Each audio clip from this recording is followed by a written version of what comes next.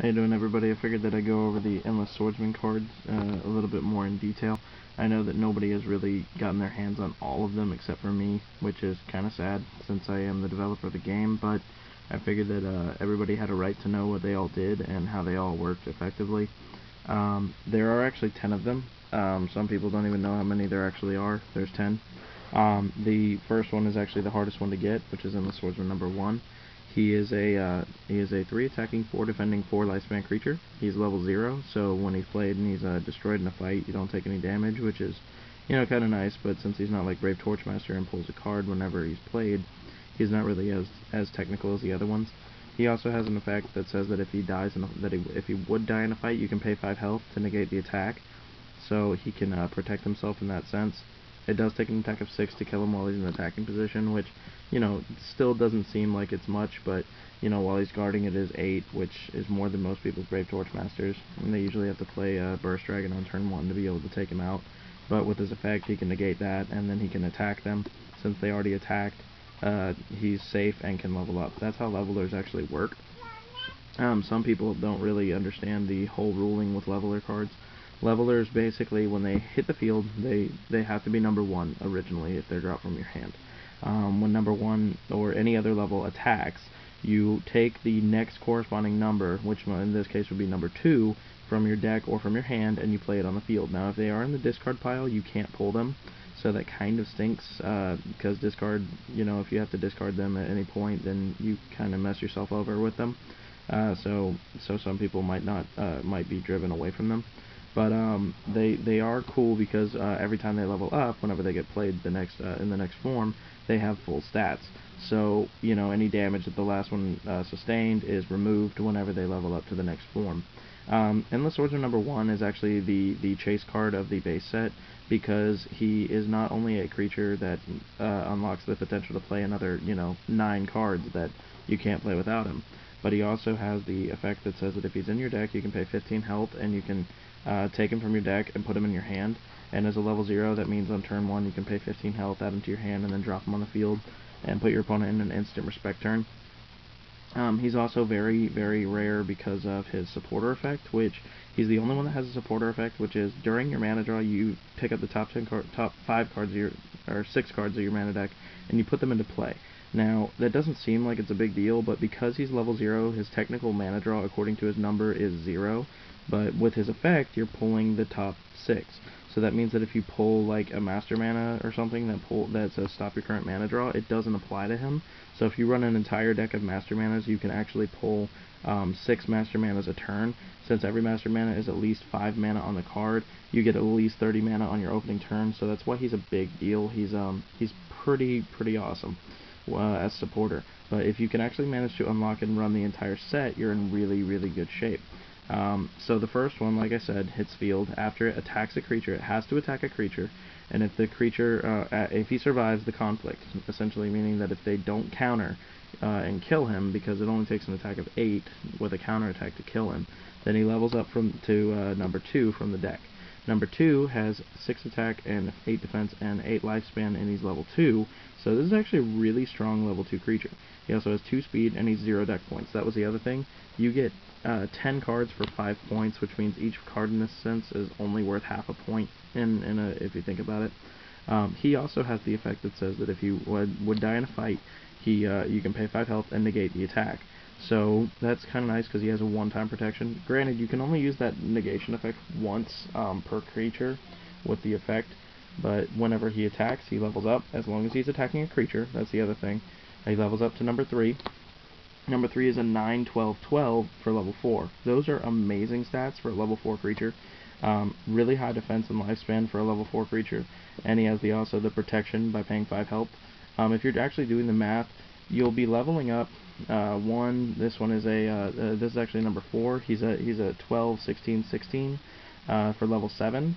When he levels up to number 5, who's a 15, 20, 20 for level 9, and then he levels up to number 6, who's a 18, 24, 24 for level 11, which these are still ridiculously good stats. And then when you get to level 7, he's a 21, 28, 28. Now I'm going to stop here because All these creatures up to number 7 all have the same effect, which is the pay 5 health to negate the attack that would kill them.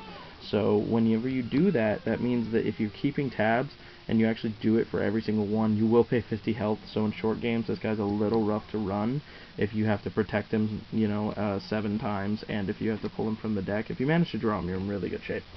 But so after level 7 attacks, he levels up as long as it's attacking a creature once again. By the way, they start gaining certain abilities at this point because he has Protect. So actually, if you use any of the ones up to number 6, you can use Warrior Badge with them, which lets you roll a dice and level them up that much without having to attack. It's the only way to make this set super fast. But after he attacks, you can't use Warrior Badge on him.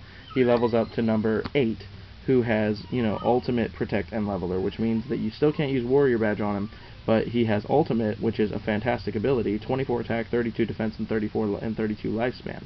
And then he also has a new effect, unlike all the other ones, that says, when this creature destroys a creature in battle, inflict cost level damage to your opponent regardless of the destroyed creature's position. That means that since the cost level is equal to their level, that means that he does full damage to the opponent for every time that he destroys a creature, regardless of their position. So you'll always be inflicting the creature's level to the opponent instead of, half of their guarding. Then if he levels up to number 9, he's a 27, 36, 36 with Ultimate, Burn, Venom, Protect, and Leveler.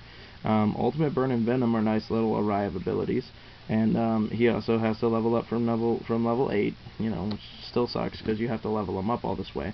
But he's a level 14 with all those massively, epically high stats.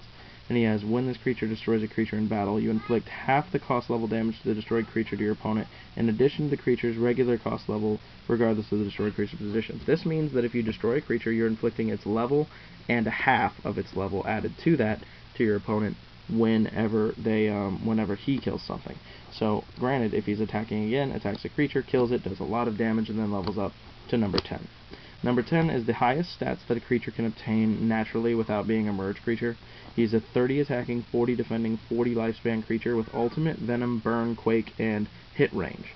These abilities are fantastic, and he also has 10 speed, and he has to level up from 9, but there's no more leveling with him.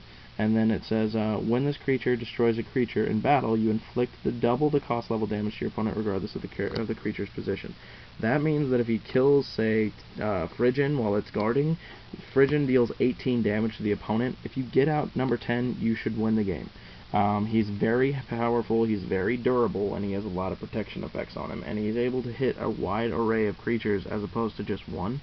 He is only level 15 too, so if he dies in a fight, you still only take 15 damage.